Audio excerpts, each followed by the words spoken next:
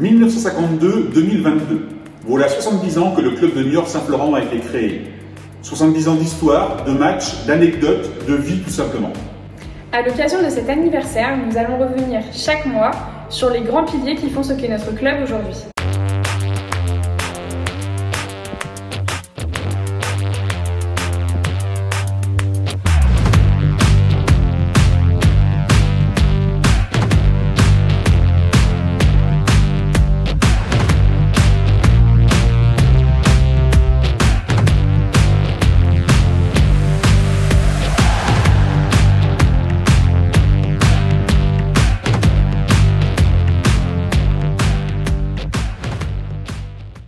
L'histoire débute en 1952, quand un groupe de jeunes du quartier de Saint-Florent allèrent solliciter l'abbé Gaudin pour les aider à créer un club de football.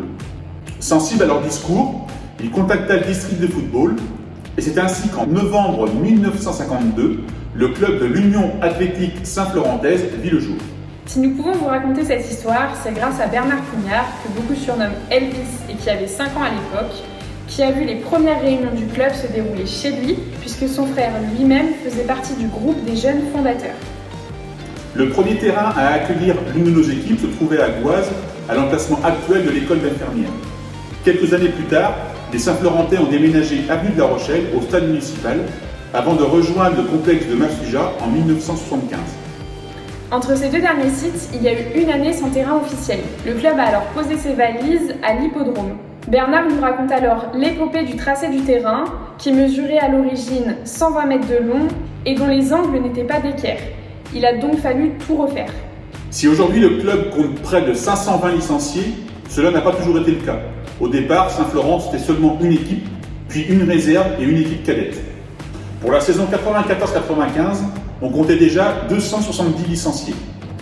Ce grand boom est en grande partie dû à l'arrivée de Jacques Richard en 1980, qui structura la formation en mettant en place une équipe d'éducateurs et une régularité dans les entraînements.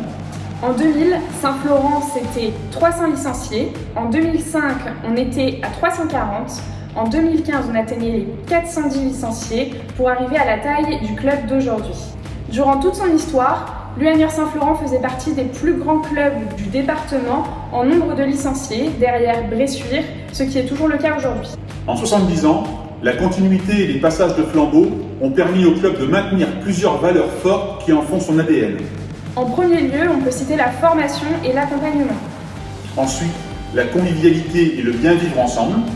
Et enfin, le club prendra toujours des valeurs d'éthique et de fair play.